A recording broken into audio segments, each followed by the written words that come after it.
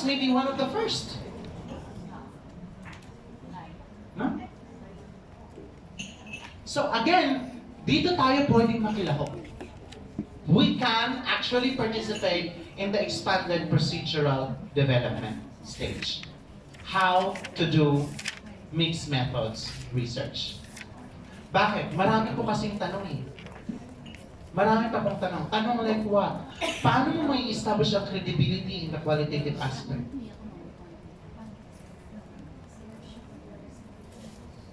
Ano bang klaseng selection of respondents ang isasama mo dito?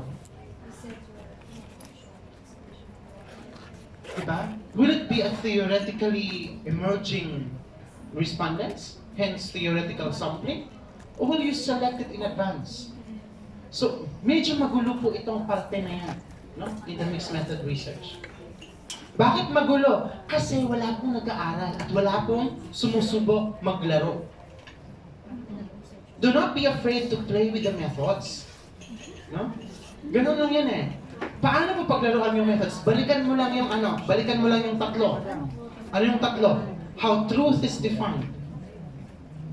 So you go back into the ontology, epistemology, and axiology. Yung tatlo lang na yun. How truth is defined, how is it perceived, and what are the ethical considerations to it. You just go back to it. Okay? Now, 2003 to present yan ha, so naghiwalay doon. Mayroon pang isa, reflection and refinement period. Hanggang present din yan. So kasabay sa procedural development, nagkaroon ng reflection and refinement period. That is why, siguro nakapag-reflect si Creswell, si Plano Clark, at saka si, sino pa yung isa? Creswell and Plano Clark rather, last year, kaya in-accommodate nila yung parallel methods ni Mertens. The transformative design of Mertens in their current reference. Okay? So again, reflection and refinement period. Bakit? Meron pang mga designs na medyo vague na pinaliwanag ni Creswell. Hindi klarado. Series mixed method design. Tapos social justice perspective. Ano yun? So kung babasahin mo ang original na papel, ay hindi, nag-series mixed method lang talaga siya, tapos yung interpretive frame niya, social justice. Aha, so pwede akong gumawa na series mixed method design, pragmatic. Eh, may social justice sila eh. Series mixed method design na cooperative lens. Eh, meron silang social justice eh. You get my point? Meaning you can actually play with it. Okay? So, again, mabilis ba tayo? Parang may nabibilis tayo, no? Mag-aalas 10 pa lang. Okay? 4 worldviews used in mixed method research.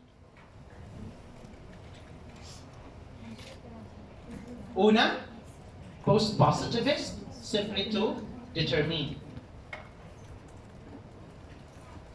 What is the purpose? To verify a theory. Second, constructivist. Beyond the determination, you want to go into a level of understanding. And how can you understand the matter? You need to reflect who are involved in the matter. And those who are involved in the matter must be incorporated in your study. And because they will be incorporated in your study, this seems to be like a theoretical sampling. Bakit theoretical sampling? Kasi kung sino lang yung makakapagpaliwanag, no? At may take doon sa study na yon, ay siyang maisasali. At ano ang purpose nito? To generate a theory. So if it's theory generation kasi, theoretical sampling po ang ating ginagamit. Anong lens ito in the theory building on the constructivist worldview? It begins with a deductive, but it will transition to an inductive as you go into a qualitative approach. Kasi nga, may theory building. The third one, transformative worldview. Anong purpose nito? May pinaglalaban. Bakit may pinaglalaban? Kasi gustong i-transform eh. Ibig sabihin, the study was propelled by a problem. and you want to transform it. Okay? And the end product is supposed to be change. And where is change? Change that is emancipatory oriented. Ibig sabihin, it emanates. Hindi imposed. That is why, nandyan yung empowerment, human rights, social justice oriented. So sir, ano yan? Oh, ganyan siya, ganyan kagulo ang mixed method. Kasi you do not stop from the quantity. Kailangan mo ang lalim ng qualitative research. Okay? Pragmatist worldview. How are your actions? How is it resulting to the consequences? What is the focus of the situation? In my study, I use a pragmatist worldview. Bakit? Kasi nag-identify ako ng college admission test CAT scores. Meaning, may test. May panel ako. No, may panel ako. Sabi ko, okay, ito yung test. Ito yung exam. Subukan yung i-take. Nag-take sila. Pagkatapos sila ng take ng exam, o sige, sabihin nyo, alin ba dyan ang dapat masagutan talaga? By a student whom you think should be part of the university, should be accepted in the university. Minimum qualified student. So kung 60 items yan, alin sa 60 items na yan ang dapat masagutan ng minimally acceptable student. So basically, nagbigay sila ng CAT score. Series of judgment yan. Ang ganda ng CAT score. On the pragmatist perspective, itapo ng CAT score. Kasi yung CAT score na yun will eventually dry up the university in terms of internally generated income. The CAT score seems to be an efficient representation of this is the type of intellect that our students should have. And we are certain that they will pass. Pero, yung bilang ng mga estudyante nakakuha nun, ay napakaliit. So kung napakaliit, itapon ng CAT score. So, sa aking pag-aaral in a pragmatist worldview, I realize that no matter how objective a particular process, numerically objective, ang ending po, yung pragmatic consideration, ay nangingibabaw. Kasi bakit? Pag wala kang estudyante, saan ka ng maintenance sa ano?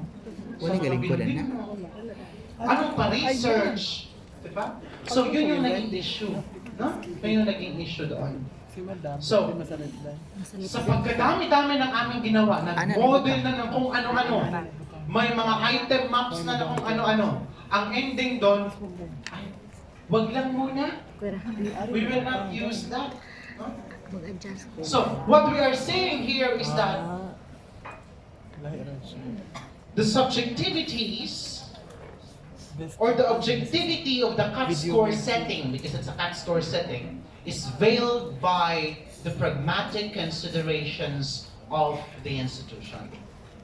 So I think that is where we are coming in. We know what is ideal. The quantitative aspect tells us what is ideal, but qualitatively, we have to understand the situation. PISA tells us na, we are at the bottom. Qualitatively, it is telling us na, of course, we are at the bottom. Kaya baseline lang ang tawag dyan. Kasi alam namin yan, hindi talaga yun ang score namin. Kasi dati ng curriculum yan eh. Dapat ganun ang palusot ng DepEd. Hindi nila ganun na pinalabas, no? So dapat ganun. Kaya baseline lang yan. Kasi hindi talaga yung K-12 yan. But that will tell us later on how we are going to depart from the past, which is the RDEC, to the K-12. And in advanced sharing, we noticed that. With my graduate students in Nathan Normal University, we noticed the leap of MPS scores among grade 7 students. No? Nung pumasok kasi, grade 7 na po kasi, yung mga estudyante nasa 20, nung pumasok ng 2011-2012, grade 7 na po sila. So kinuha namin ang MPS nila. At minonitor namin ng NPS bawat grading period for the past 5 years. Nung pumasok po itong batch na ito, na talagang yung pumasok ng 2011-2012, makikita niyo po ang talon. Halos 10 points sobra on the NPS. And you can really see na, oh, kung line ito, piecewise definition po ang mabubuo. May isang linya dito, may isang linya dito, may talon talaga. So if you're working from DepEd, I encourage you, access your data kasi nagsasubmit ng MPS bawat buwan. Bawat grading period po, nagsasubmit po. Access the data. Make a simple cohort longitudinal study. For grade 7, for grade 8, for grade 9, and so on. And you will see that there is actually a certain improvement. But is it sufficient also to claim success? Hindi naman po. No? Okay. So again, ito po yung mga worldviews natin. Now, when is mixed methods used? 1, to compare results from quantitative and qualitative research. To compare results. Meaning after you conduct quantitative and qualitative research, you did a comparison. Okay? 2, to use qualitative research, lipat na naman ako dito. Okay?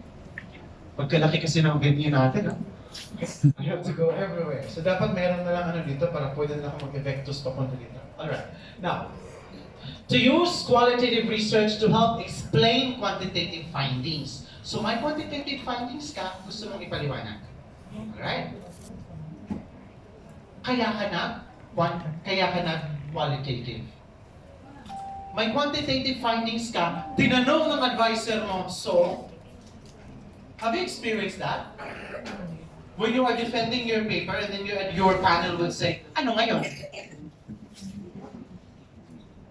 Oo nga, ano ngayon? Ma'am, hanggang quantitative lang ako. Gawa na lang ako, ma'am, ng module. Okay. May ganun eh. Gawa na lang ako ng module. But actually, it's not about producing an output. It's about how your results can be translated to action. And that is actually on the explanation. You have to explain your quantitative findings. Okay, sige. You were able to show it. Your data tells you that variable A mediates the effect of variable C to variable D. Pero bakit nga ba nag-mediate ang effect na ito? Anong meron? Why is it becoming a mediating variable? Anong meron? Eh hindi mo yun pinactorin eh. Nung nag-aral ka, nung nag-research ka, basta nung minodel mo sa WAR-PLS, nakakitaan mo later on, ay, may mediating effect itong variable na ito. O ang tanong, bakit? Bakit? Huh? Why is socio-economic status always presents itself as a mediating variable every time we measure students' achievement?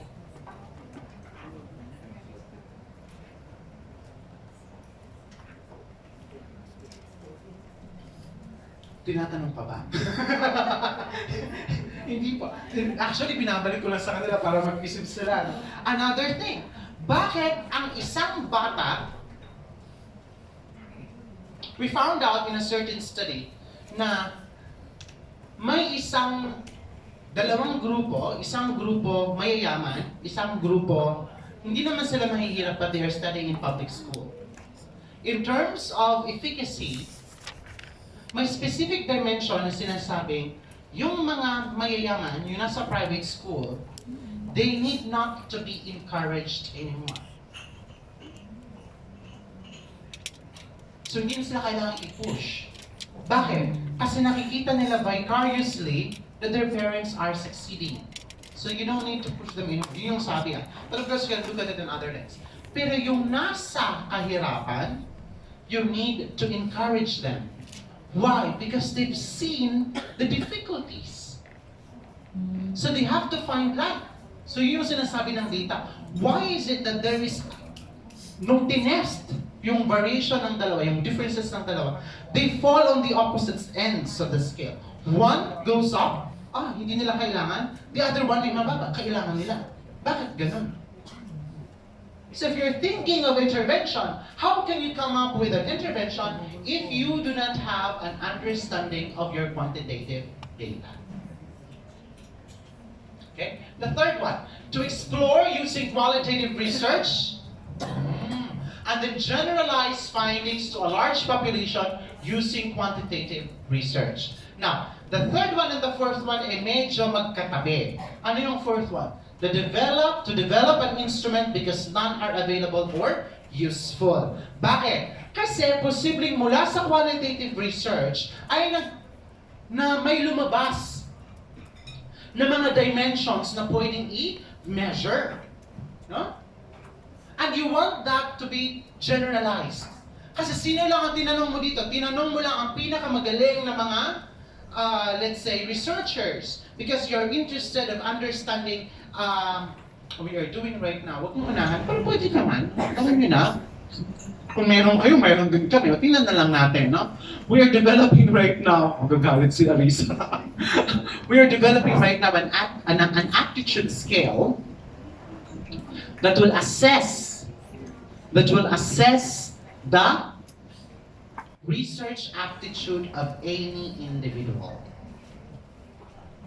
Because may nagsabi, kaklase ko nung high school, sabi niya sa akin, do you know this person? No. Estudyante niyo daw yan eh. Sige, I will not recommend for this person to be hired kasi hindi mo naman pala kilala. Ikaw, what are you looking for ba? This is Gamaliel. What are you looking for ba sa isang teacher na i-hire mo? Sabi niya, I'm not looking for a teacher. What are you looking naman pala? I'm looking for a researcher who knows how to teach. I'm not looking for a teacher who knows how to research. Sabi ko, taray. So, well, the mandate of their university is to go into a research university. Magkaiba kasi yun. Sa amin kasi, sa normal school, tatanungin ka, ano yung research nyo? We are not a research university. We are training teachers. We are teachers. Research is not our primary function. Yun yung isasagot namin. Tingnan mo yung aming job description. 70% instruction, 15% research, 15% production. Ganun kami. So, teachers ang hinahire namin. But for them, they are looking for researchers who knows how to teach. Bakit? Pragmatic consideration. Bakit pragmatic consideration? Kung marami kayong research, marami kayong funding. Kung marami kayong funding, marami kayong project. Diba? Diba? Pragmatic consideration. It's part of commercialization and liberalization of education. Parang yun eh.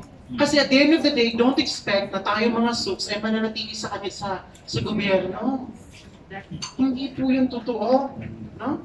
Hindi po yun mangyayaring ganon. So we need to find ways. So para sa kanila, gahanap sila ng researcher na marunong magturo. So ang gusto namin gawin ngayon, ng advice ko, gagawa tayo ng aptitude scale for researchers. It will measure the aptitude of an applicant to the suits of a student or anyone. Thank you. And it will tell you, ito yung kanyang research aptitude.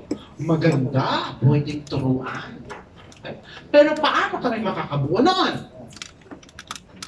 We need to do first a qualitative study. So, sino yung aming kakausapin? Kailangan namin kausapin ang lahat ng magagaling. Those who represents themselves or have shown research productivity. How is research productivity measured? In terms of publications, citations, age index. So naghahanap kami ngayon kung sino yung nag-fall dito because we want to identify the correct solution. Kasi yung amplitude kasi may tama o mali yan. No? May tama o mali yan. So, kailangan naman ma-identify. So, after our interviews, that is our qualitative findings, we want to generalize, meaning nakabuo na kami ng instrument, i-field namin yung instrument, we can now tell, ito pala ang aptitude ng mga teachers sa higher education institution of this certain school. So, we can now generalize. Okay? Alright. Now, the third one, to augment and experiment with qualitative data. Professor Oligario sa UP, nakita ko yung post niya, sabi niya, alam nyo, yung PESA kaya mababa kasi yung mga teachers ngayon nag-experiment. Hindi naman experiment yun eh. Ano yung pinagsasabi niya, experiment and experiment? When you give your students an experiment guide, may experiment ka sa class, science class. Okay, experiment tayo. Ito yung guide. Step 1. Mix the blah blah blah with the okay. Step 2, turn on. Light the burner. Okay. Step 3. That's not an experiment. Why is it not an experiment? Because it's already as a procedure. It was already a step-by-step process. Diba? The information are already there. So that is not an experiment now. Okay? So that was her observation. In other words, in this part, to augment an experiment with qualitative data, the actual experiment will be okay. Mayroon siyang mga materials. Then you let the students experiment. You document, your documentation is a qualitative part. The success of their experiment is a quantitative part. O bakit sumabog? Diba? Anong hinalo? Anong pinagda? Na-experiment yung bata, kaya nasunog yung building. Okay? So again, well, of course, may mga ano naman yan, may mga safety precautions naman yung lahat. Alright? So here. Okay, so these are the 5 instances why we need to do mixed method designs. So, I'm very happy to tell you, it's 9:41.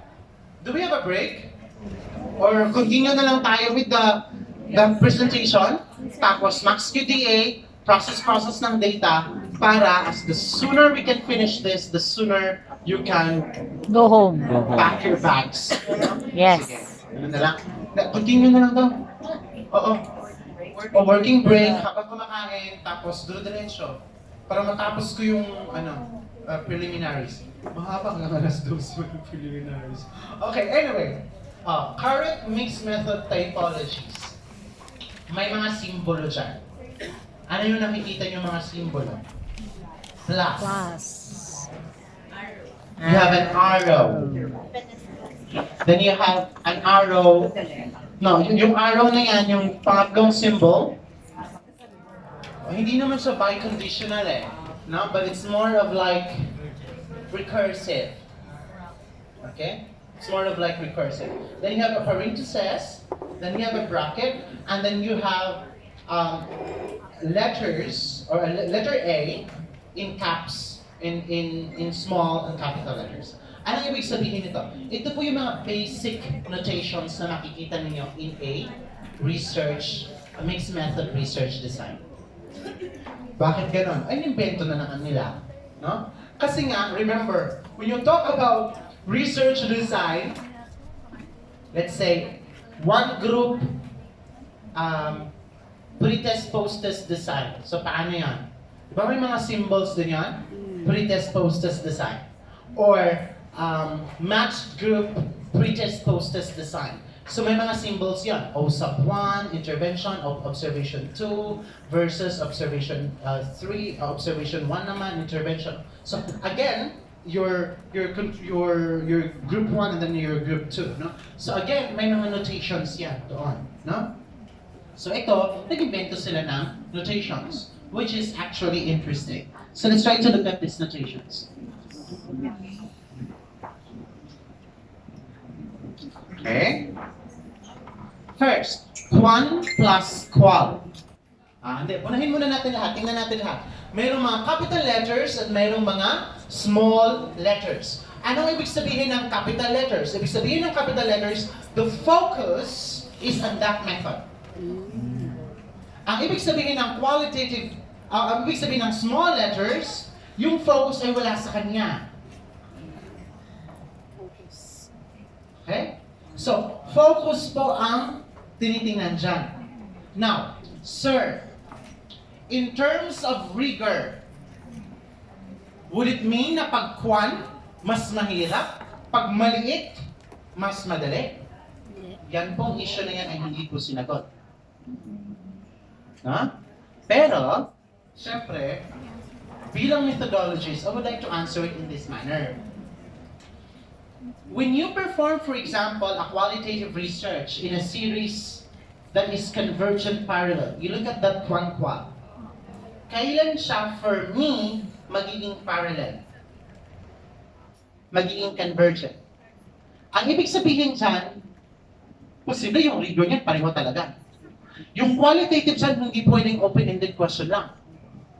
Cannot be. Kasi when you say parallel, sabay na ginawa. Dalawang pag-aaral, sabay na ginawa. Measuring the same objective. The first one uses a questionnaire, the other one uses a guided question. Pwede. Or a guided question deployed to a series of key informants or critically positioned in the study, hence a multiple case perspectives on the narrative of the study. So, ibig sabihin, the other one introduces a survey, wants to correlate the data, the other one introduces a case study, comparably correlating the data using a cross-case analysis.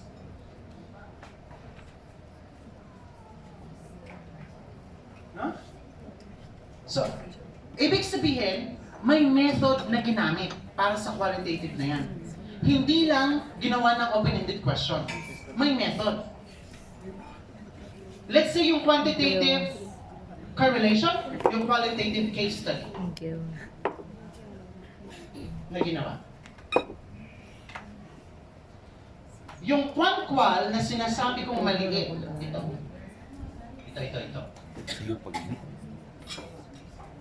This one. Ano yan?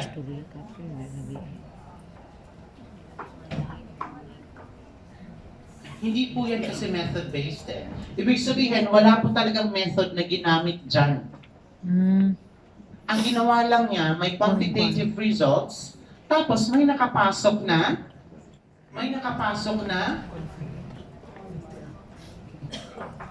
maliit na open-ended question. Ito namang isa, yung qualitative question mo, nagbilang ka. Which, ito yung gagawin natin ngayon. So, bakit yan ang gagawin natin? O kasi, good luck tayo sa case study. Mahirap po itong gawin. Mahirap po yung gawin. Bakit mahirap yung gawin? Of course, we need to have the quantitative findings. Second, you need to have the qualitative findings. This one represents faces. Yes. No? Oftentimes, no, you can also represent that as faces. So phase 1, phase 2. So sir, parang gumawa ka ng dalawang research, correct? No? In fact, for me, kung ako ang tatanungin what is mixed method research, you are just doing quantitative and qualitative research separately, sabay, or you are doing research with varying phases, alright? Plus integration. Yun lang yung dagdag. You integrate the results. Okay? Now, itong questionnaire variant na ito, ibig sabihin, yung questionnaire, karamihan quantitative, may dagdag na open-ended. Or qualitative, tapos may konting ano lang, quantitative. Kagaya nung nangyari doon sa pinadala. Diba? Ano yung quantitative doon? Age lang. Alright? Now, data transformation, yung quantitative data, quinalify, yung qualitative data, quinantify. Itong fully integrated variant, mahirap din yan. Bakit siya mahirap? Kasi recursive nga eh. From the quanti to quali. Ngayon, pag yung quali indicates the need to do a quantitative research, kasi kailangan i-confirm, i-generalize, magka-quanti ka ulit. Tapos ipapaliwanag na naman ulit, magka-quali ka ulit. Okay? So, ganun yung, kaya siya recursive in nature. No? So, this is naman related to what we call series design. Ang kaibahan lang sa recursive at saka sa series design, you are already clear as to what will be the series. If you will start with quanti, followed by quali, and then quanti again. Sa recursive, it's not. It's the result that will tell you what should be next. Okay? This is like grounded theory. Na? Magsimula ka sa isang sample, initial sampling unit, tapos yung initial sampling unit, may lumabas na theoretical sample, kaya pumunta ka sa next theoretical sample, nagsimula ka sa isang guided question, tapos from that sampling unit, may bumuo na mga tanong na hindi niya masasagot, o naidagdag siya doon ulit sa guided question na sasagutin ng iba ng mga tao. That was theoretically forwarded from the sampling unit. Pwede kang bumalik din sa kanya. Ang punto kasi dyan is that, again, it follows from the data that was acquired in the first place. Okay? Ito naman. Ito, nagdi-disagree ako dito sa representation nila na ito. No? Bakit ako nagdi-disagree? Ang hirap kaya ng quali ko, tapos maliit lang. Diba? So sabihin mo, ano ka? Nag-qualitative ako, tapos sa quantitative ko, nag-EFA na ako, nag-CFA pa ako, tapos maliit lang? Nag-dry run pa ako? No, what I'm trying to say, ito, well, again, this was lifted from Creswell and Planoclar. This is how they represent exploratory sequential method. No? You begin with the qualitative, gumawa ka ng instrument, and so on, pinilog mo, and then nag-quantitative ka. So again, ang punto ko dito is, sir, dapat ba yan lang talaga exploratory? Well, the burden lies on you naman eh. If you want to make these capital letters, then you have to argue that the rigor of your quantitative aspect is also sufficient. Nag-modeling ako, sir, sufficient. This would be a Create ko yung dimension dyan, sir. So pwede itong exploratory, malalaki pareho. So you have to explain it. Kasi nga, we are in the stage of refinement on mixed methods. So baka later on, ma-pick up nila Creswell, or you present it in mixed method forums in UK, ma-pick up nila ito, ay okay. So, kailan? Oo. No, bakit Max QDA advanced? Bakit Max QDA? Yung Max QDA kasi yun din yung ginagamit nila Creswell. But you will talk about that later. Kasi ibang usapan yun. Of course, marami siyang limitations on its own. Now, ito, ano ito? Yung qual dito ay itong dalawa. Ano ito? They are embedded designs. Meaning, yung qualitative aspect of the study, itong malaki na ito, nagsimula pagkatapos itong gawin. And this is what I did. So, nag-qual ako, tapos nag-qualitative.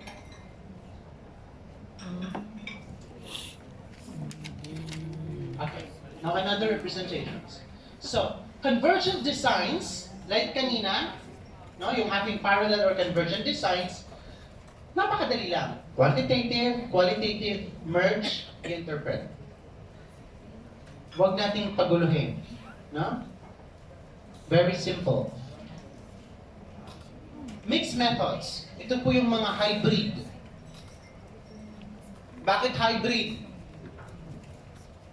Tingnan niyo po. This is experimental quantitative design. You have a quantitative study, pero may qualitative study sa loob. Paano ito? Before, during, or after the intervention. This is very much applied in what we call lesson studies.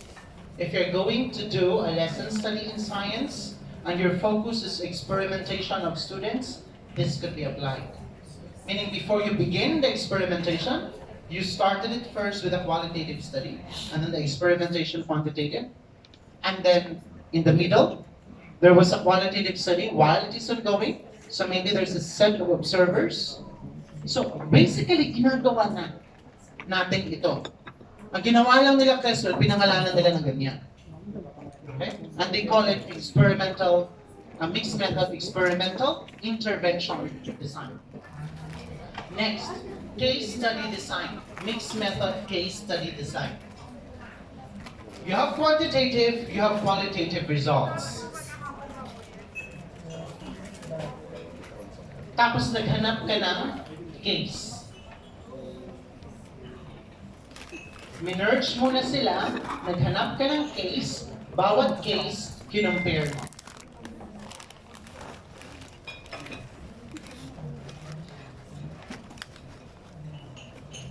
Mixed method participatory social justice design. This is a common design. Hindi siya kailangan social justice. Yung framework na yan, hindi yan actually, hindi yan sa social justice lang. Pwede i-adapt doon sa apat na worldview na pinakita. Bakit? Kasi, wala saan dyan sa social justice, wala naman dyan. So basically, quantitative, follow up with qualitative, doon kasi sa interpretasyon, doon pumasok si social justice. Doon siya pumasok. So kung ang ipapasok mo doon sa interpretasyon ay hindi framework ng social justice, o di yun ang ilagay mo.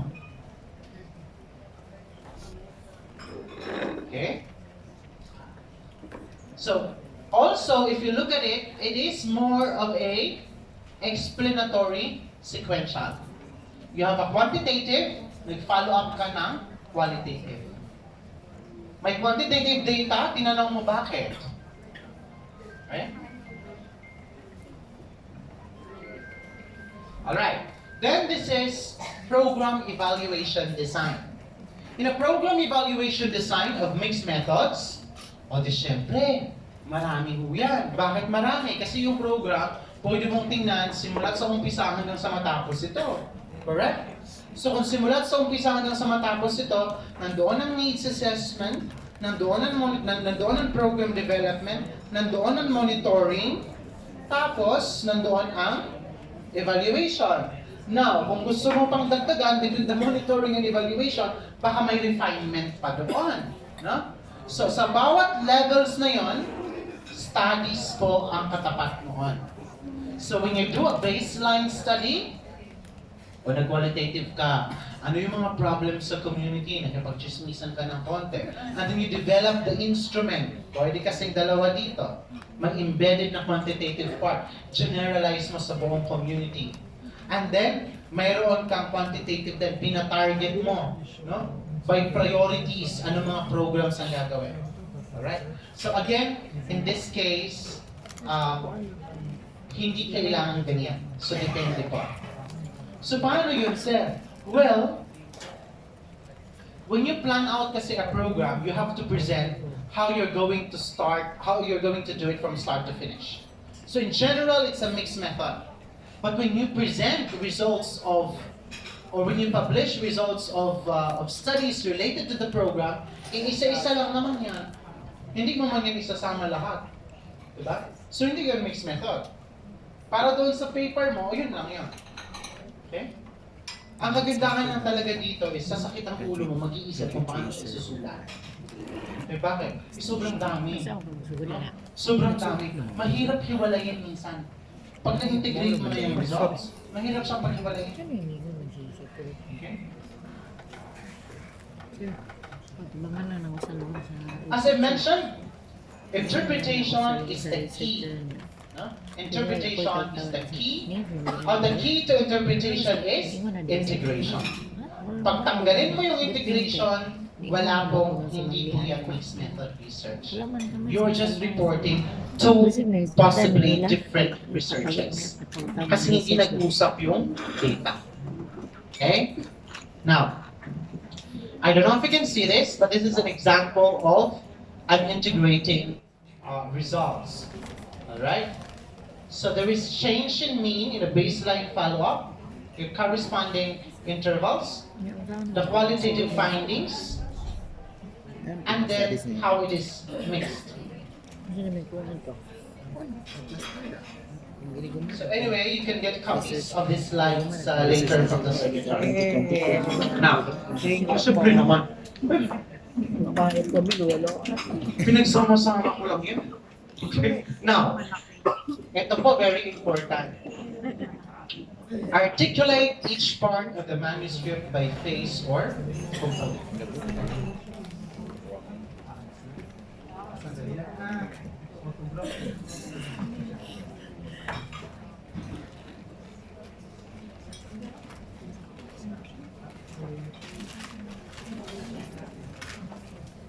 Articulate each part of the manuscript by phase or component.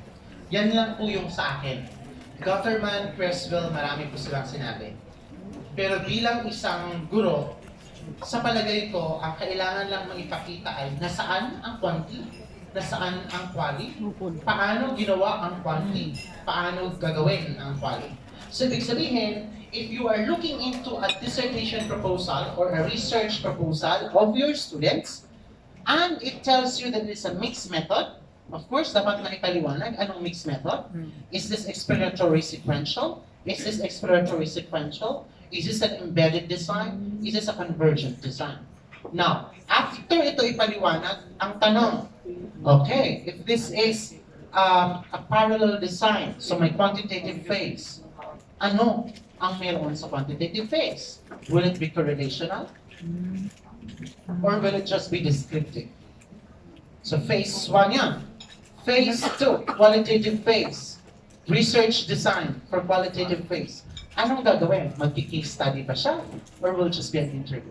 Ibig sabihin, parang nag-times 2 ka rin. No? Nag-times 2 ka rin. So kung ang dati, isa lang, isang research design lang, ngayon, may kabuuan, mixed method, tapos ihiwalay mo by phase. Now, in your data gathering, ganun din. Phase 1, paano i-gather yung data na quantity. Phase 2, paano i-gather yung data na quality. Interpretation, ganun din. Dapat mahiwalay mo siya. And then, sa interpretation, may pangatlo. Ano yun? Paano i-integrate yung data. Sa sampling, ganun din po. Sampling for the quantity, sampling for the quality. Ayoko siyang i-complicate na, hindi naman kasi lumabas in time yung reference nila Creswell. But if you look at Gutterman's work, Gutterman is an advisee of Creswell, and you can find his dissertation from University of Nebraska in ERIC. So yung buong dissertation nandun. Pwede mong tingnan yung dissertation. Okay? And you can see also that these are the distinctions. So when you write and when you report the manuscript, dapat magkahiwalay po. Now, pagdating sa research questions, which is a very important part of a research manuscript, nakahiwalay din po. So you have a research question for the quantity, you have a research question or objective for the qualitative. Ngayon, if it is explanatory, you need to add a research question that would go like this. How did the qualitative findings explain the quantitative findings? So there is also a mixed method question if it is explanatory. If it is exploratory, you would say, what is the relation or how did the quantitative findings confirm the dimensions in the qualitative findings? So yun yung magiging one quality, yung mixed method question mo, if it is exploratory. Okay? So again, kung gusto niyo po ng malaliman, basahin niyo po ang dissertation ni Gutterman from the University of Nebraska. Nada-download po yan, libre po yan. No? Mamaya kung may time, pwede natin ibigay. No? I just don't know kung makahanap ko sa computer kasi hindi akin ito. Okay. Gutterman. Gutter. Tapos man. G-U-T. Gutter talaga, ma'am. Parang ano lang. Parang Ninja Turtles. Gutterman. Okay. Alright. Now, again, the rigor and mixed method design is very important. Alalahanin po natin, sa quantitative, mayroon po tayong validity and reliability. Dapat masatisfy po yun. Sa quantitative naman, sa qualitative naman, your trustworthiness, which includes the credibility, transferability, dependability, and confirmability, as well as reflexivity of the study, dapat masatisfy po yun. Sir, talaga? Oo. But if it is a variant, ano yung variant? Yung questionnaire, tas may open-ended lang, no? The restrictions naman ay hindi masyadong robust doon. Kasi hindi naman talaga siya focus eh. When I say satisfaction and the trustworthiness, kung talagang magkahiwalay, you did a quantitative correlational, and then the qualitative, there was a case study, you did a phenomenology, or you started with a phenomenology, and then you did a quantitative study. Wala pang gumawa nun. Wala pang nag-phenomenology, tapos gumawa ng generalization from the phenomenology. But be careful in differentiating what is a phenomenology from a case study. Kasi minsan, ay, parang case study. Ano bang kaibahan ng case study at phenomenology? Na-overlap po yun lagi. Ang case study, may pinaglalaban ka. Okay? May daladala ka na salaan. May daladala ka ng mold for a case study. Sa phenomenology, wala kayong daladala. Your purpose is essence. Get the essence of the situation. Wala ka pong gagamiting interpretive frame sa kanila. Kung ano yung nandoon, yun yun. Bakit na-overlap? Kasi from the essence, pwede po kayong magdala ng salaan. You can bring in a molder and then you press it on the essence so that the deviation is the case. Okay? So, kaya siya nagkaka-overlap ng ganon. Now, the problem also is that yung case kasi, posibleng buo na yung tanong mo. Sa phenomenology, pwedeng probing question pa lang. Emerging yung tanong.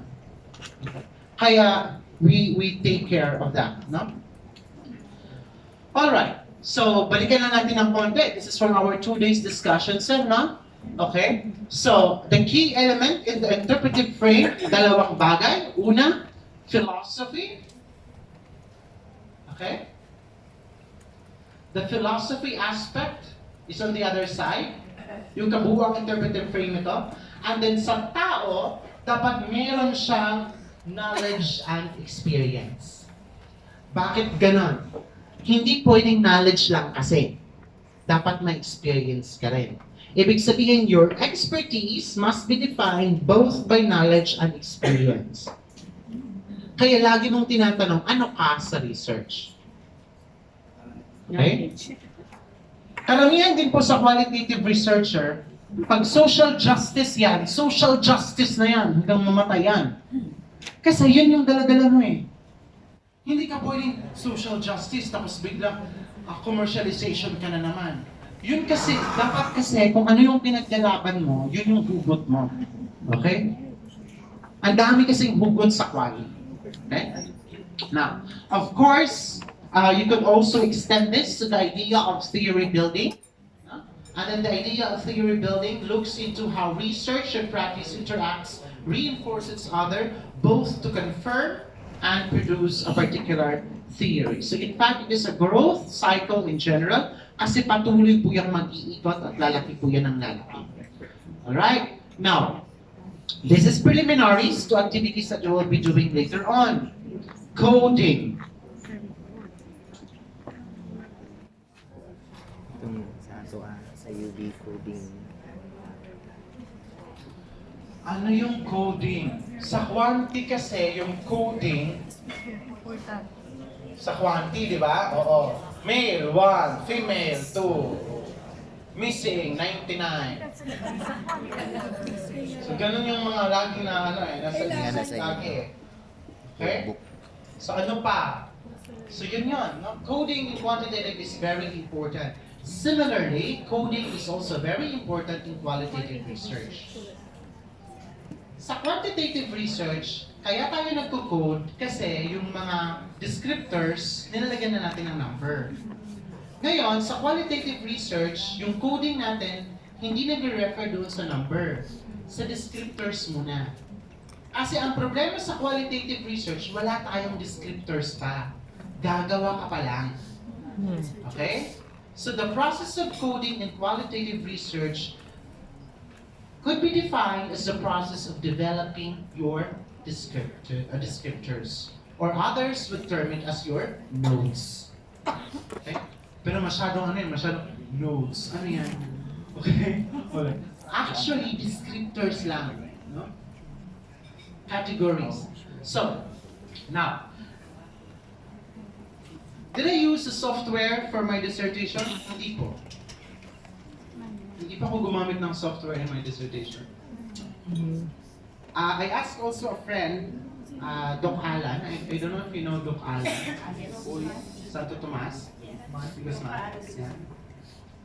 I asked him, friend, ano ginagamit mong software sa qualitative? Ay, hindi ako nagsa-software. Bakit hindi ka nagsa-software?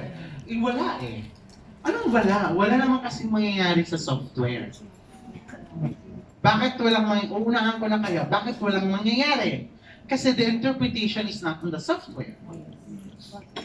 The software will just categorize your data. No? It will help you categorize your data. At the end of the day, nasa researcher po ang interpretasyon. Okay? Wala po doon sa software. But the software is interesting kasi kaya niya namang ipakita sa iyo yung preliminary conceptualization. It can present a conceptual tree, a diagram, pero making sense of the diagram is still with the researcher. So when I did my dissertation, wala po. Nilista ko sa pader. Print ko po lahat. Tapos pinaste ko sa pader. Una, bago ko siya pinaste, pinaghiwalay-hiwalay ko muna. No? So pinagkugunting-gunting ko. No? Cut and paste. Hindi po copy-paste, literal na cut. Then you paste. Okay? So dyan sa dingding, mayroon akong meta-card. Okay, ito yung question 1. Okay po dyan. And then I have here my responses. Susunod naman. And so, tapos, para ako nagsusurvey? Bakit? Iikot lang ako, pasyal ako, magdala ako ng, okay. So, ang sabi niya nito, ganyan. Tapos may dala akong highlighter. Highlight ako ulit. Highlighter. Nakabuo ako ng 6 na kulay. Guguntingin ko ulit yan. I-regroup ko na naman siya. So, under this question, mayroon akong 6 pa na nasa loob. Okay, so, ganun po yung ginawa ko in my dissertation. No? That is why when I learned about Max QDA, sabi ko, sayang yung ginawa ko. Pwede naman palang nag-google ko yung oras ko sa paggugunting-gunting at saka sa pag-paste-paste. Sa pagsusulat at saka sa interpretasyon. Kasi kaya naman pala niyang gawin yung ginawa ko. So literal kasi si Max na para ka lang nag-highlighter. So you can use the highlighter to highlight. So you can code by highlighter. So highlight. So lahat ng color na red, tingnan. Sige, gawa natin ng map. O sige nga, i-print mo lahat ng naka-red lang. Tapos basahin mo ulit. Tapos doon ka na maglaro. Okay? So, I also studied hyper research with ACRA. No? ACRA. SAN Qualitative Research Association, no, with IAS in Luzon area. Nakakapagod. Nakakapagod yung hyper research. Hindi ko siya, parang, oo, yun bang parang, pag feeling mo, ang sa akin kasi, when you evaluate usability of the software, when you feel like you can still do better by doing it manually, then that software is not good. But if you feel like that software, with you working together, dapat mas napaganda pa ang trabaho mo, then that software is good. Yun yung na-feel ko sa Mazda. Alright? Okay. Well, nasa sa inyo lang yun. So, mafe-feel nyo rin yun, no? Kasi nga, depende po yan sa ano eh. Depende po yan sa style. So, again, coding is a very important process in Max QDA. Anong dalawang uri at pamamaraan ng coding? Inductive at saka deductive. Simulan sa deductive. Sa deductive po, pwede ka na mag-isip. Ano yung mga possible codes mo? Now, if you're doing a case study, o di syempre, meron ka ng daladalang lente.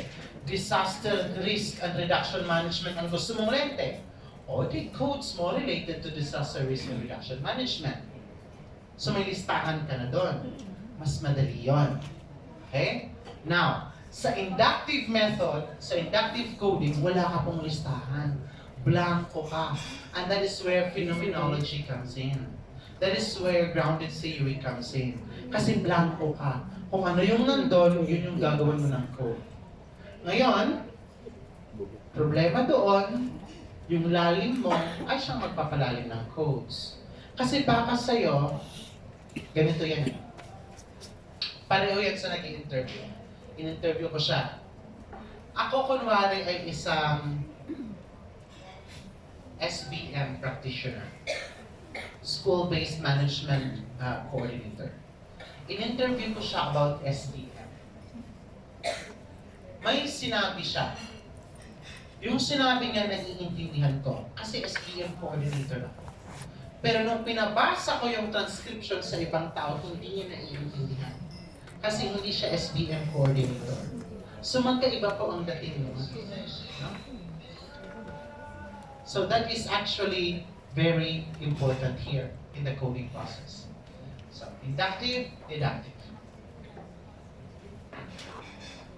The coding process comes in 4 steps. Initial coding, which is not applicable when you are doing a inductive coding. Pero nagkakaroon ka rin nito. Paano? Pagbasa mo ng first respondent or first subject, doon ka mag-initial coding. So yung code na ginamit mo doon, gagamitin mo sa pangalawa. So dadami ng dadami doon. So, talagang ang pinakamahirap ay yung umpisa lang. Kasi pag naumpisahan mo na, tuloy-tuloy na yan. Hindi ka na maghihirap doon. Kasi may initial codes ka na. Alright? Now, categorization, line-by-line coding. So, isa-isa niyo yun. No? Line by line. Then, categorization, that is where you group the codes. Sa susunod po yan. That is where you group the codes together. You can rearrange them according to hierarchy. You can rearrange them according to subcodes. Alright? And then, from there, you will try to make meaning out of it. You develop the themes. How can you develop the themes? This is where you will bridge from coding, from your initial coding, from your open coding, to what I would like to adapt from the grounded theory, which is actual coding. This is where you can find connections. Now, this particular phenomenon is related to the other. The cause of this phenomenon are the following. The constitutions or the dimensions of educational leadership includes the following, based from your respondents. O ayan, tapos na. Yay! 1080. Pinilit ko talaga eh. No? So, Max QDA. Ano si Max QDA? It's a software. And they just released the new software. That's why it's Max QDA 2020 already. 2019 pa lang, may 2020 na silang software. Alright? So it works both in Mac and in Microsoft. Is it expensive? Yes. But way, way cheaper than SPSS and Amos combined. No? Kasi kung SPSS at saka Amos, sabi ni Sir kayo na mabuto ng 280, 140 yung isa, 140 yung isa. 280? Hindi tayo mag-research po eh. Alright. Now, Max QDA is only a little or less 25,000. You will buy it on your own. For students, which what I'm using right now is a student license, okay, it's only 5,000 for 2 years. Okay? Pesos. For 2 years, for 2. So, Sila sa ilang bayad ko hindi siya, yes, it's an online payment, you pay online, pero ang nangyayari po ay, pag estudyante ka, kasi ako gusto ko sana, hindi naman nag-qualify. O, di ba ko ng estudyante? Tapos naghahati kami. Alright? Naghahati kami. O di tagtutupay na lang kami. So, syempre, para-paraan. Pero ginagamit ko license niya. Okay? So, this one, 5,000 ang binayad namin for 2 computers na. Ang nangyayari po, nagpadala siya ng credentials niya sa MaxQDA. Kasi may option dyan sa website. You go to maxqda.com. May option doon. Magpapadala ka ng ID, magpapadala ka ng enrollment forms. Okay? Better kung may link din doon sa CRS ninyo or sa grades portal ninyo, pwede rin magpadala para makita enrolled ka talaga. Habang nagpadala ka na nun, in 2 to 3 days, magre-reply sila. There's like a promo code that they're going to give you. Yun yung ipapasok mo doon. So pagbayad mo, student license na. Alright? May issue lang ako when I installed it to Mac. Okay? Kasi ang balak namin, yung isa will be on Microsoft and then the other one will be on the Mac. Ang problem ko, parang magulo ewan ko ba? May sabi, hindi, dito na nga lang sa isa. So this one kasi is a Yolanda survivor. The morning of November 8, nagising ako ng alas 5, lumabas ako ng kwarto, takbo ako, mahangin na. Pagbalik ko sa kwarto, naliligo na siya. Literal, naliligo siya. So ang ginawa ko, pinadrip ko lang, tapos pinatugtog ko siya December 18. So, mga more or less, mga isang buwan ng pahinga niya talaga. So, hindi talaga siya hindi siya, okay siya. Medyo okay siya. Pero nung pinabuksan ko last year, akala ko lang okay siya. Labas lang eh. Labas lang eh. So, nung nakita ang loob, sabi ko, uy, pa pala to? Okay. So, nakita yung loob. So, doon, nilinisan siya, so medyo okay na siya. This is where all of my softwares are licensed softwares are installed. So paano yan? Sabi na madali lang yan, sir. Pag gusto mo ng bili ng bagong computer, tanggalin yung hard drive daw dyan, keep mo pa rin. Okay, so we can still use it. Okay, pwede palang ganun. Kasi di ba yun yung iisipin mo? Yung isang buong SPSS lab namin sa university, 12 computer. Huwagin mo ang ninakaw hard disk lang.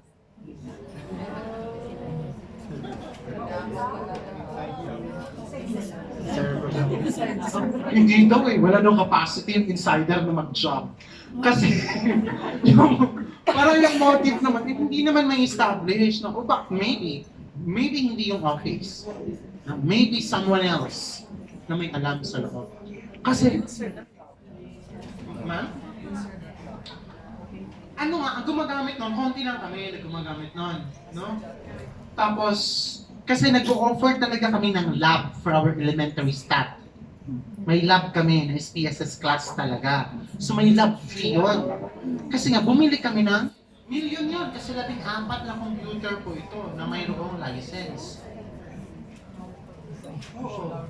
Ang tinanggal lang talaga, hard disk. Grabe naman ito. So monitor na lang. Wala talaga siyang iniwan. So kaya kami ngayon, parang lang kami hangin. License, Normal University. Nasaan yung computer? Wala na. Pero at least on record, meron kami. Pero hangin lang. Kasi talagang inubos po. Wala pong tinira. Multi-projector, hindi kinuha. Siyempre lang na. May projector dyan sa gitna. May mga computer sa gilid. Bakit hard disk lang ang kukunin? Portable? Eh, ganito lang naman kalaki yung projector. Portable din. Hindi niya kinuha. Nag-effort siyang tanggalin yung hard disk. Diba? So, yan po. Yun na, ang problem namin, hindi din mahanap-hanap kung nasaan yung mga documentation, lalo na't nag-Yolanda, hindi namin mahanap-hanap. Dami ang condemn na lang eh. Ay, na-condemn na pala itong laptop ko. Okay. Nasama pala sa condemnation. Hindi na. Okay. So yun po. So that's Max QDA, no? In general. Mahirap ba siyang software? Tingnan natin, explore natin. Gusto niya? Sige. So, explore na natin siya. Ha? Paano ko siya nakilala? Kilala ko siya dahil kay Sir Johnny. Sabi ni Sir Johnny sa akin, na-try mo ba yung Max QDA? Hindi, sir. Try mo kaya. Sige na, try ko nga. So, trinay ko. Trinay ko, yun. Ang bilis na pala ng buhay. Bakit ngayon ko lang ito alam? Kasi yung mga pagsasama-sama at pagkagawa ng mapa, yun yung, ang gamit ko talaga sa Max QDA na ito ay sa Quali. So bakit mixed method ito, sir? Yung bagong version niya, which is Max QDA Pro, has a component for mixed method. Pero ano yung lalim niya sa mixed method? Yun po yung problema. Kasi yung lalim niya ay simpleng bilangan lamang. So dahil bilangan lang, anong test ang pwedeng gamitin? Frequency, chi-square, di ba? Meron siyang ANOVA. Pero minsan, pag babaliktarin mo, when you quantify, kasi di ba, directional din yun eh. You have to identify which is dependent and which is independent, right? So hindi siya pwedeng baliktaran. So if you quantify and then you qualify, hindi pwedeng gamitin. So doon ka magkakaproblema sa assumptions. No? Doon ka magkakaproblema sa assumptions. Meron siyang Pearson at saka Spearman. Sige, try natin sa Spearman. Pero kung maliit lang yung sample, will it be sufficient? So yun yung issue. Yun yung issue.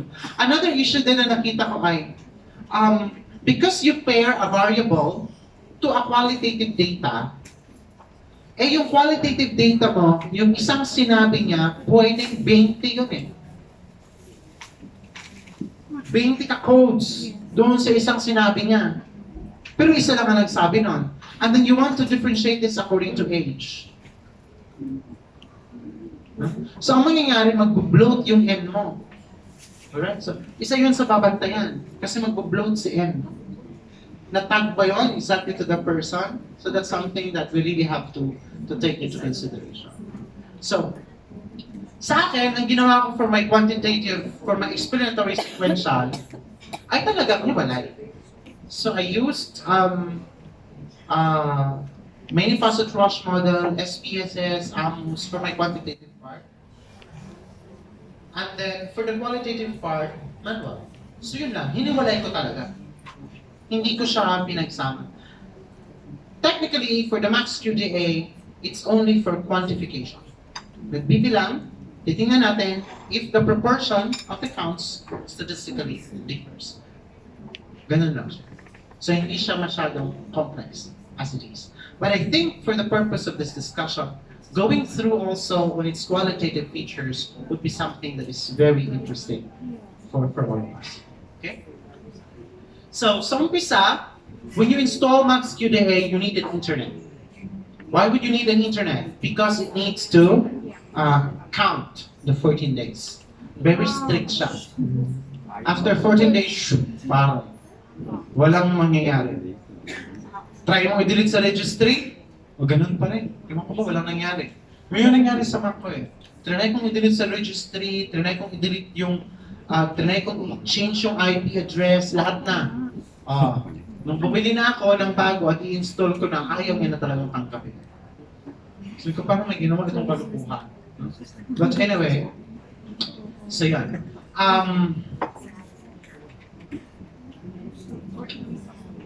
For today's trial, yung 2.5 na student license, kung user license na professional, for 25,000. If you are teaching qualitative research and you want to include in your syllabus Max QDA, put a calendar there, make it explicit in your syllabus, put it in your website that Max QDA, this includes Max QDA discussion and so on and so forth. You write Max QDA, they will send you something.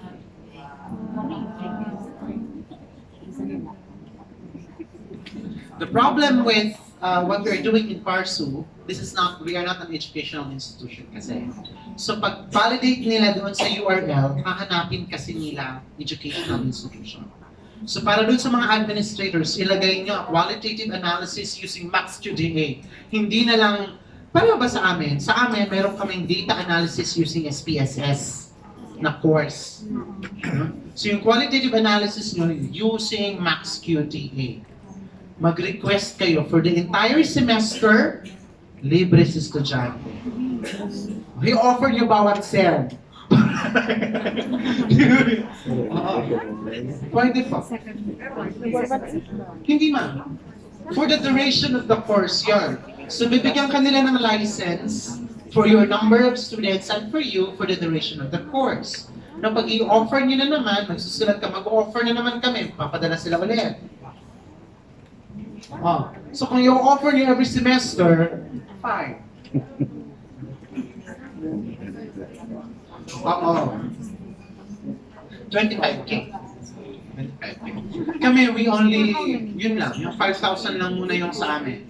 Kasi tinitingnan pa rin namin yung dating ng projects. Kasi diba 25K, mabigat din yun eh. So kailangan namin bilangin, okay, ilang project ba ito? Para at least alam natin kung magkano yung itatapon natin doon.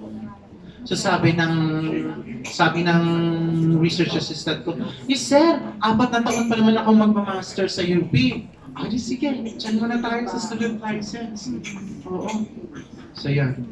So my research assistant is a DevCom kasi. So she's really good on the hermeneutics, on the words. So madali sa kanyang maghanap. Mas nakakahanap siya ng chismis doon sa narrative kaysa sa akin. Mas madali siya nakakahanap ng ano. Kasi if the mind kasi is used to the quantitative aspect, mahirap maghanap ng nuances. That's really the challenge. They claim it to be critical, pero sometimes you have to be, yun bang maduda? Skeptical. Kailangan mo maging maduda. Skeptical. You have to be skeptic in looking at things. Bakit ganito? So, hindi ka dapat maubusan ng tanong. Dadagdag ko pa pala, doon sa explanatory sequential, may nangyari sa akin na hindi nangyari at hindi na nilahad nila Creswell. Because the sequential method, di ba sabi natin, bago magsimula yung isang method, dapat matapos mo na yung una. So kung explanatory yan, anong i-explain yung quantitative findings? So in your dissertation or in your proposal, yung purpose ng quali is to explain the quantitative results. Pero as to the specific objective, hindi mo pa magagawa. So in the proposal, blanco yun. Ang nilagay ko lang doon, to explain. Tapos may pinag-usapan yung panel, we are going to do an inception meeting. So nagkaroon ng inception meeting sa akin, schedule. Pero ang ginawa, binigay na sa quality advisor, pina-report na lang si quality advisor sa panel. We call it inception meeting problematization stage. Okay? Why did we call it problematization stage? Kasi doon kami, sinuot namin ang lahat ng hat, more of which is the black hat. Naghahanap na kami, we're so skeptical on the results so that we would be able to come up with questions kung paano siya mahanap. So, may in-insert na ganun. Hinanapan namin ng issue yung quantitative data para sa pagtatanong namin, meron kaming makita. Okay? hinanapan namin ng issue, hinanapan namin ng consequential aspect kung ano ang resulta nito. So we call it problematization stage. Kasi mahirap magsulat in advance, hindi mo man nakikita eh. Kasi nga susunod nga siya sa quantity, paano mo masusulat? Diba? So yun. Okay. Max QDA. So launching. So once na-install na siya sa internet, bibilang na siya ng 14 days, it will just launch by itself without actually internet connection. Okay? So this will be the first prompt that you will be seeing. So you can put a username. So you can write your username.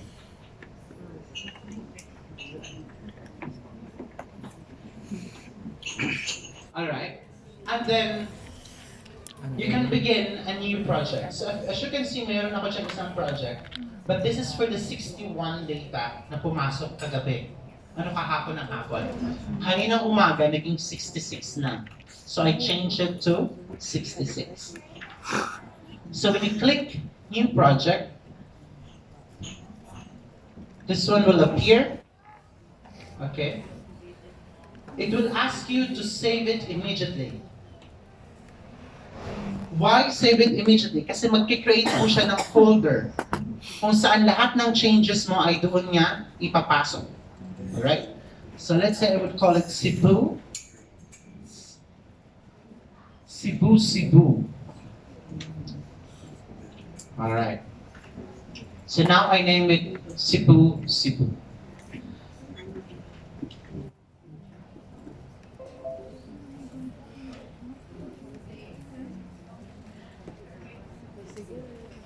Alright, so as you can see, there are 4 panes. 4 po ang view na nandyan. First is this one. Ito po. Ito siya. Ano ito? Ito po yung dito niyo po makikita yung listahan ng mga documents o mga projects na ipapasok ninyo. Dito po pumapasok yan. Here also, you can add a new text document. So for example, ganyan. Nag-click ako dito, add a new text document. Pwede kang mag-type dyan ng document. Download trial. Alright? So ita-type mo dyan. Instead, hindi naman namin ita-type yun kasi naka-type na yun. Import ang tawag doon. Mag-i-import tayo. Okay? So for now, I will keep that. I will remove this. So it works very easy, like right-click. Para ka lang nasa Microsoft Word. Right-click, double-click, and so on. Ito naman, this is your code system. Itong part po na ito. Ito. Nandito po yung code system mo. So dito po papasok sa listahan mo ano yung mga codes na gagamitin mo. Alright? Now in this part here, this is the document pane. Kung ano yung document na inactivate mo, lalabas po yan dito. And then this one is a segment pane. Kung ano yung segment na hinighlight mo, lalabas po yan dito correspondingly with the code. Okay, so yun po yung basic component dito. The document system, which is this one. I'll close everything, ha? The document system, ito po yun. The code system, the document browser, and the retrieve segment system. Ito po. So you need not to open them lahat. Nasa sa inyo po yan. So pwede mo siyang i-launch by simply clicking at the buttons here. Of course, one of them should be open. No? So yan. So ito, isa lang. The document system na. So if I click the code system, I can see it there. So kung dun lang muna ako. Pero pag magko-coding ako, actually, I need the document browser. Alright? Or the retrieve segment. So ganun po. Ito pong 4 na to ang kakailangan natin. Now, There are options for like teamwork, merge project, and so on. Why mayroong teamwork? Kasi mayroon pong external files na pwedeng gawin para sa'yo si MaxQDA. So for example, you want it saved externally to a Google Drive. Okay? And then you want your colleague in Manila while you are working in Mindanao to work on it. So you can retrieve the files there and automatically alter the files in a Google Drive while you are doing the coding. So this is for the teamwork activities, but I've never tried it. Okay? But generally that is how it is supposed to go. So here you can do text and PDFs, you can do transcripts already, you can have focus group transcripts, images, the audios, and videos. Now, the coding of this, of course, may iba-ibang ways po yan. So if it is a picture, then you code the picture. How will you code the picture? Posibleng po yan. Color, if your interest is on color psychology, so the color in the pictures. If your interest is about the dynamics, the positions in the picture, whether the person was leaning forward or leaning backwards, so depende po yun sa inyo. No? So, others would be interested in that. Audios and videos as well. Now, oftentimes, the survey data is where the mixed method data comes in. And what we have right now is actually a survey data. So for the survey data, may dalawa po yan. Import data from Excel spreadsheet or import data from SurveyMonkey. SurveyMonkey is an online app. Okay? Wherein you can do surveys. Then they will answer. My problem lang is that they do not have survey data for Google Forms. Because I use Google Forms sa inyo. Okay? But Google Forms are also efficient because automatically I can generate the spreadsheets, which is in Excel naman. So that is why what we will do now is we import data from Excel spreadsheet. Do you have with you your Excel spreadsheet? Yes. Sige. Click po natin itong import data from Excel spreadsheet.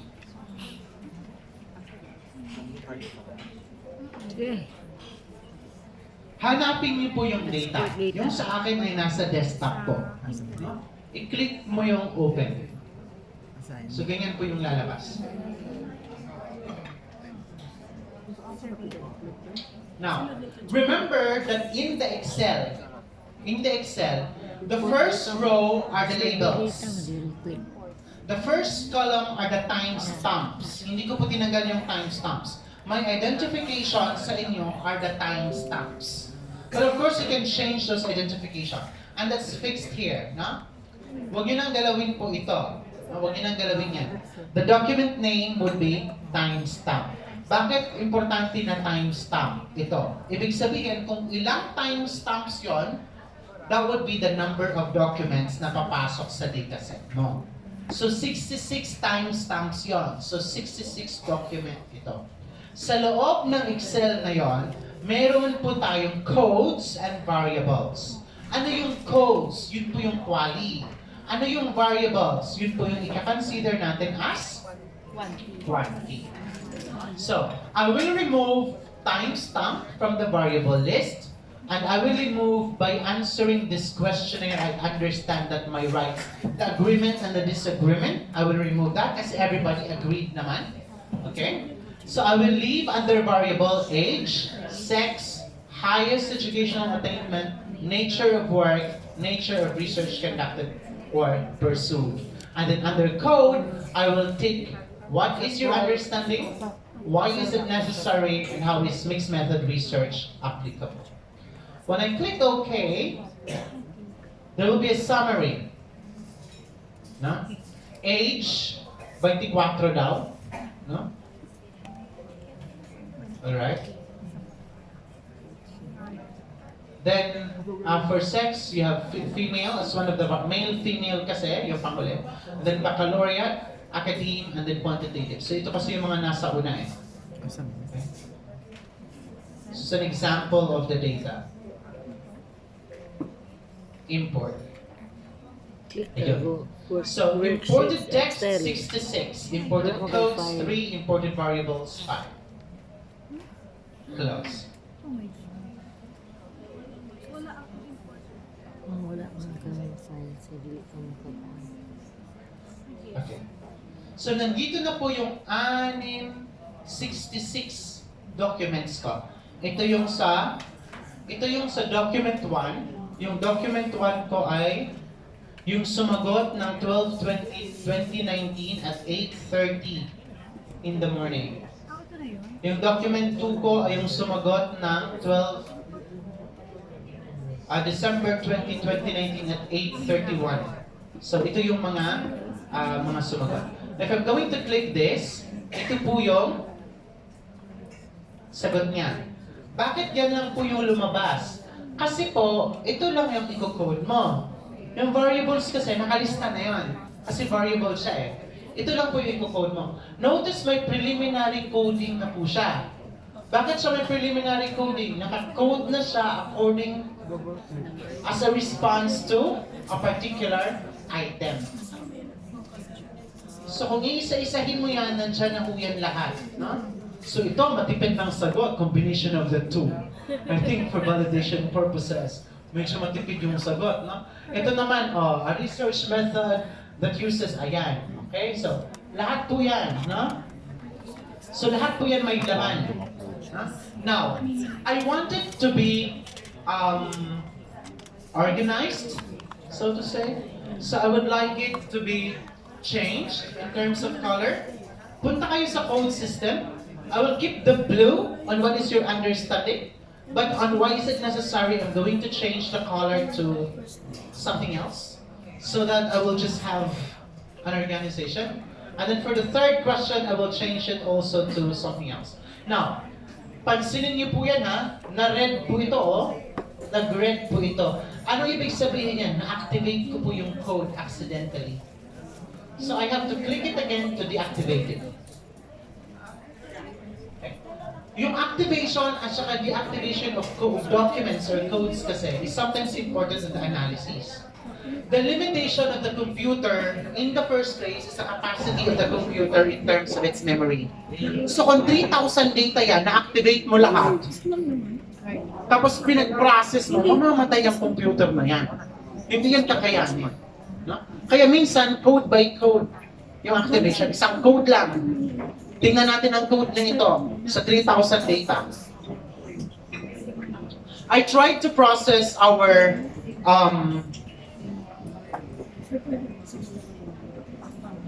political climate study on party list system. Ang kagandahan kasi doon ay tinanong namin ano yung motivation ng mga botante sa may qualitative aspect. Pero tigbo 1.6 yun eh. 1.6 na data. So nung pre-process na yung 1.6 na data, nag-hack na yung computer kasi nasabay namin ma-activate. So that's one thing that we've learned. Dapat isa-isahin lang namin. So yan po, no? So naka-highlight na po ito. So iba't ibang kulay na po yan. Sige, subukan nating mag-code. Let's say in the first one, I'll click this document at mag-a-appear po ito.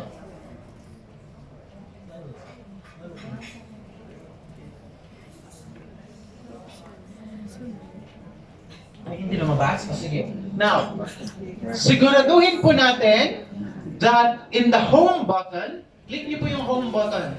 Naka-click po yung document system, code system, at document browser. Okay? Are we there? Alright.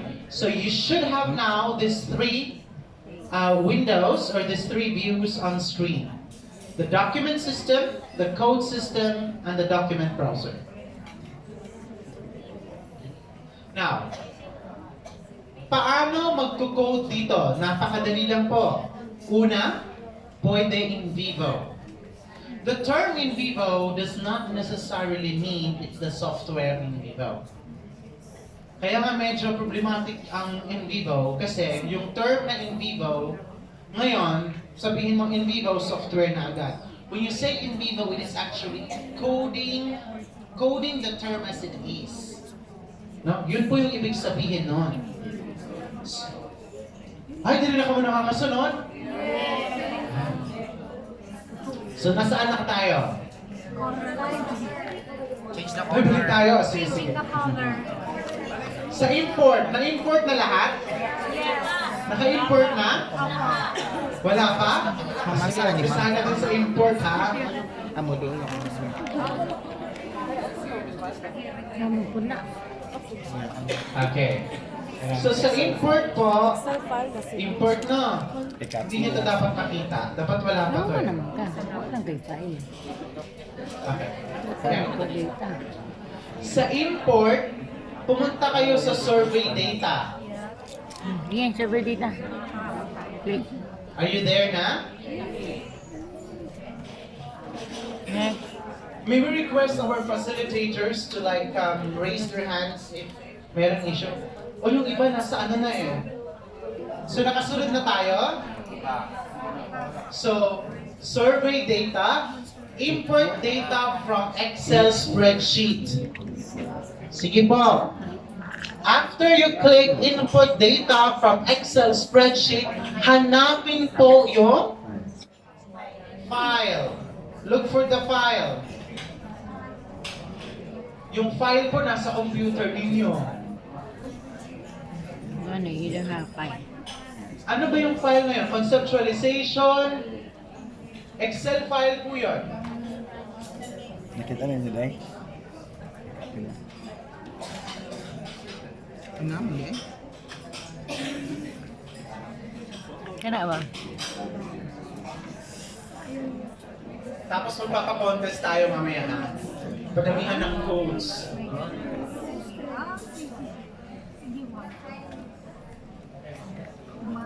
Ay baka wala pang fancy. Ay nakuha mo na, sir? Essay kahapon. Comprehensive in discussion. Nasaan na sa'yo? No man, learning. So okay na? Were you able to locate the file now? Yes, sir. Ay, wala siyang file? Ay, ma'am, sir, yung file po, I-open nila. can we copy the Excel file?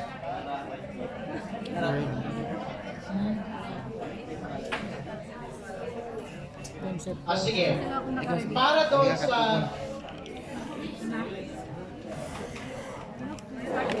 Ah.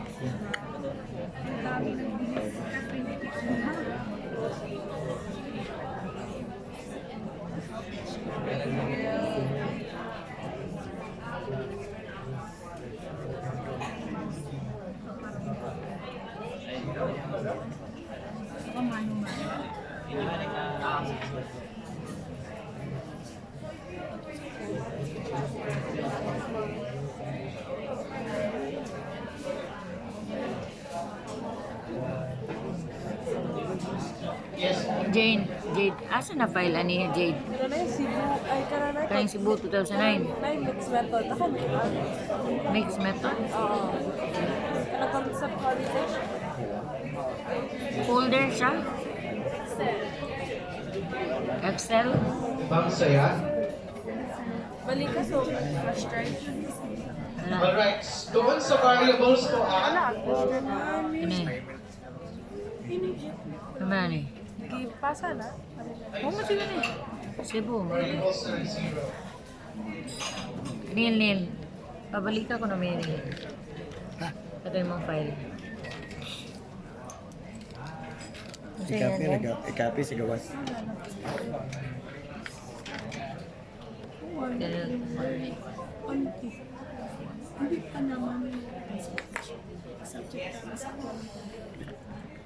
Meh.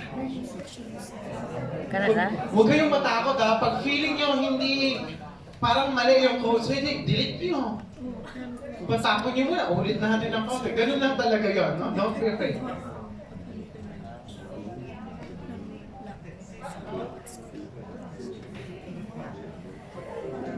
Pero nil. Lang.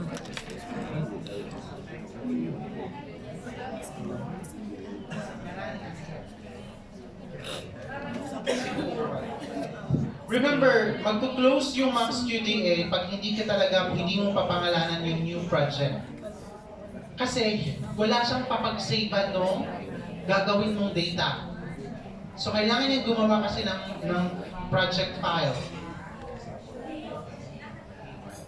Thank you. Neil, thank you. Nakita na. Oh. Neil. So And then, import survey i-copy? data, Laptop, dili mo ano. then import And then, data copy? sa Ano na, spreadsheet. di mo ra. Duha ka. Jade, Jade. Hindi mo na may copy. Duha ka. Kung ano kung ipalit. Copy? Katong math o katong clear. Now, once Ito, you've ito na. opened the data, 500 pa sandali na. ha, So, stay ato lang ito there. i-divide Once you've by opened 3. the data, Mag-appeal na. babalik ako sa Mag-appeal aking ang station. Double click na. duha na ay clear o may math. Eh? You will be asked to identify codes and variables. Alright?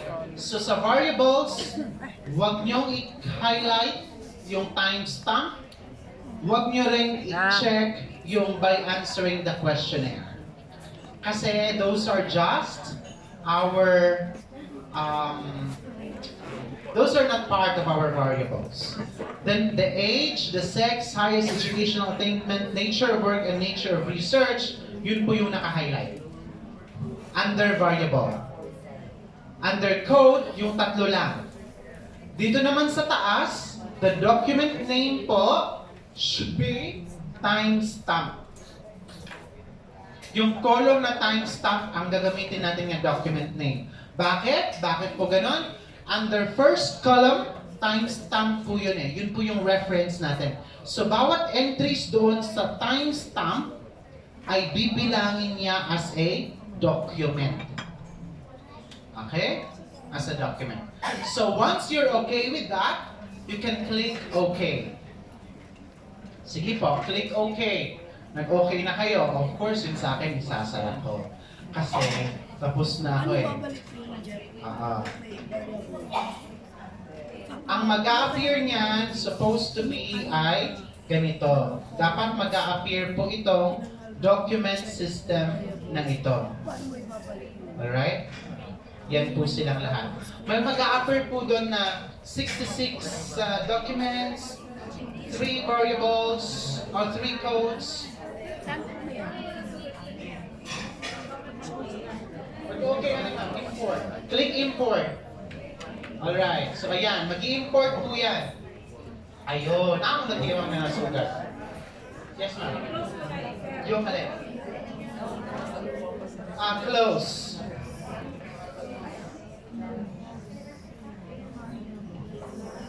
Document system.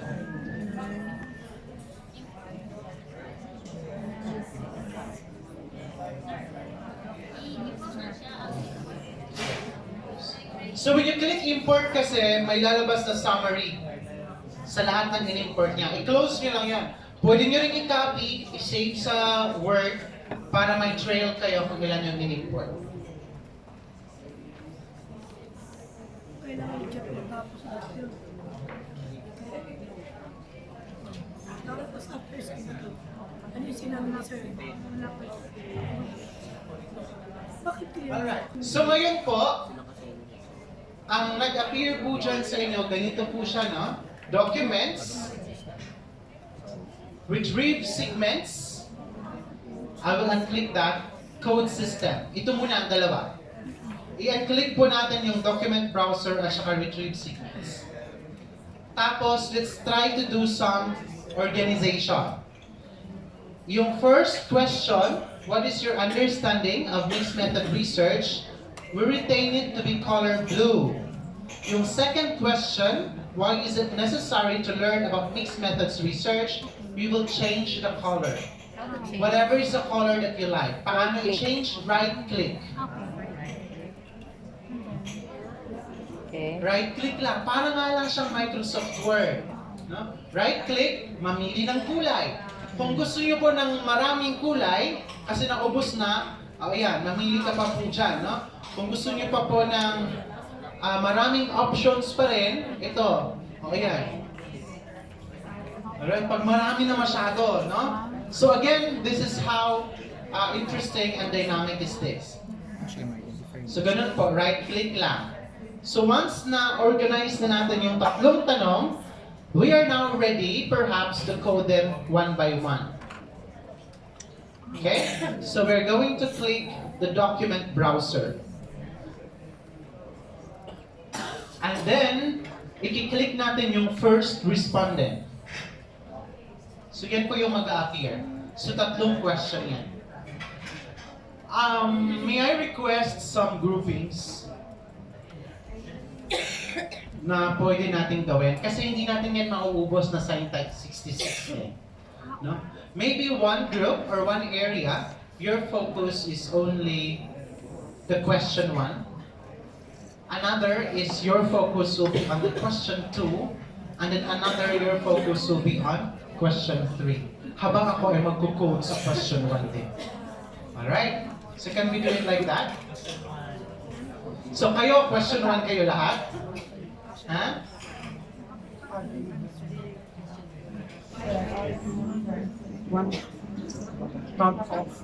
Count off talaga? Sige, count off. Sabi, kapoy na.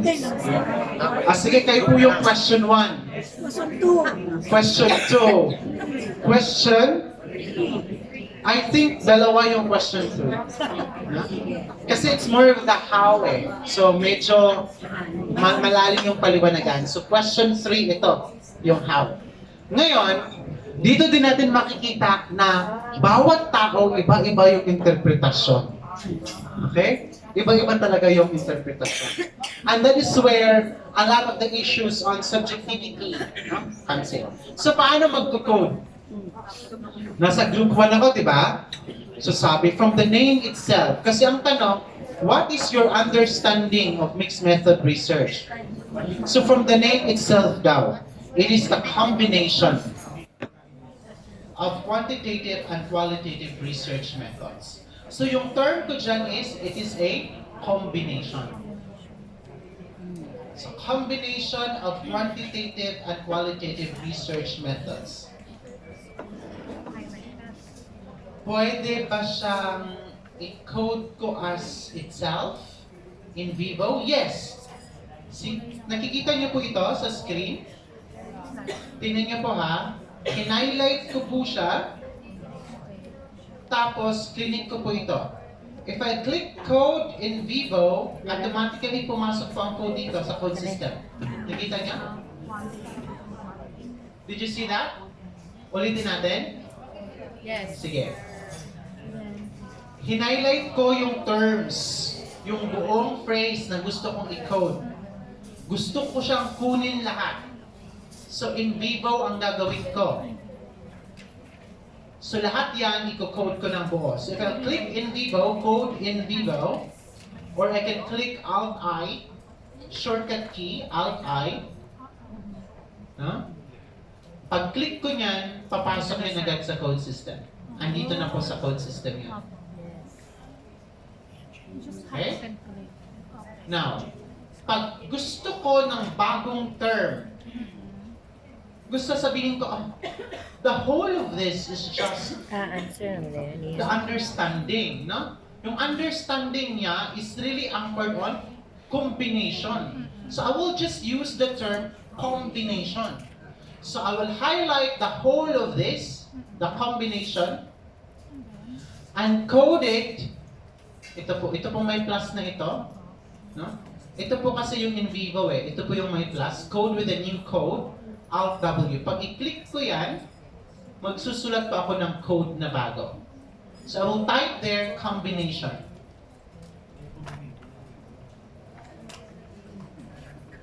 Alright, combination po. When I click OK, papasok din po yan doon. Now, dalawang bagay po ito. Nagkakaroon na ako ng redundancy coding dito. Kasi I have the coding for this and I have a coding for this. The combination naman ng paliwanag. So I will decide to delete this one, yung isa. I will keep with the combination. Tapos, ito pong ito ay Saan po siya? Sagot po siya dun sa tanong, what is your understanding? So kapantay po ba siya ng tanong? Hindi. Sagot siya eh. I should click that. Panoorin pong maigi. Click it and drag it and put it under the question. So now it's organized. So paano ginawa? Click and drag. Now, I'll try to go to question 2. To respondent 2. Combination pa rin. Combination of the two. Tingnan nyo iba naman ito. Hindi na ako magkiklik ng in vivo. Nasa second document na po ako. Combination of the two. I will just press it and drag and drop. So dalawang bagay po yan. Kanina, highlight, go. Ngayon, highlight, drag and drop. Drag and drop. So it's quite easier actually. Drag and Ikaw pa rin yung mamimili talaga. Ikaw pa rin yung Oo. Sa first lang, pag nandiyan na, nilista mo na yung code na yan, pwede mo na siya ipasok. Pag bagong code, gagawin mo yung ulit. So for example, ito. A research method uses qualitative and quantitative approach. Combination pa rin, di ba? Kasi uses eh. So highlight ko pa rin siya. Drag. Drop under combination. Fourth one. Applies more than one research design. Pero more than one research design, pwedeng more than one qualitative research design, pwedeng more than one quantitative research design. So I think this is something else. This is something like falling into the dimension of misconception. Diba? Okay, sige. Diyan lang muna. Gagawa muna ako ng term, let's say, okay, this is misconception. So I will make a new code. Lagi mo itong 50. Magkalukat ba rin na yun ng 90F dito? Ako siya yung jet. Ilan ang kapil sa jet? Ipapasok ko siya doon. Itong 50 bitaw. Bantog na kaya, ang sa taong may sakit. Nandun na ba? Ayun, nandun na kasi nakasulat na dito misconception. Ngayon, hindi ko muna siya, i-change ko ang color nito into black. Why black? Kasi ang tanong, parang that is related to understanding. Pero it's more of like misconception. So, ilagay ko siya. So, dalawa na. May misconception ako, at saka may definition ako about combination. I'm not interested in misconception, but that is a data that presents itself, so that is something interesting to look into. Tingnan pa natin. Combination pa rin. So, highlight, drag and drop. Wala na bang ibang lalabas? Next. Using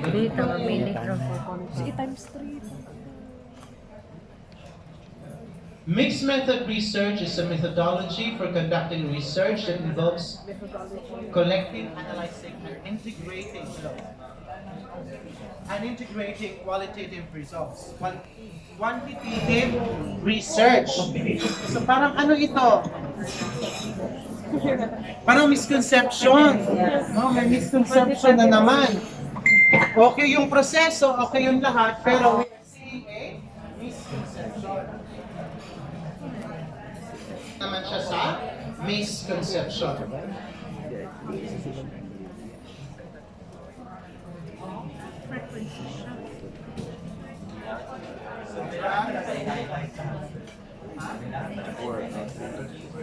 Pwede namang keyword lang. Pero ang problema kasi dyan is, pag-retrieve mo ng segment, yung keyword lang ang i-retrieve.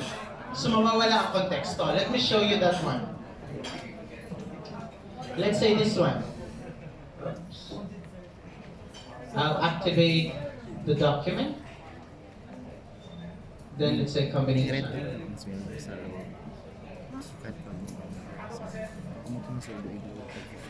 So here, you can see the actual statements. So if you want to export this to Excel, it's easier for you already to do.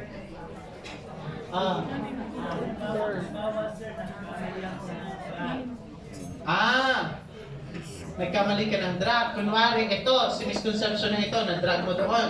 Dapat wala siya. O di right click mo, delete. Ganun lang. Nagpada ko, may direct. Diba, ganun kaganda yung interface niya. Ganun kadali. Allowance. Yung interface niya. Kasi pasok ko siya ulit Yun sa ang request ko. Lahat mo da. misconception. Ikaw eh. Combination pa rin. Yun ang nasa ko. Net. Gusto mo actually maghanap ng integration eh.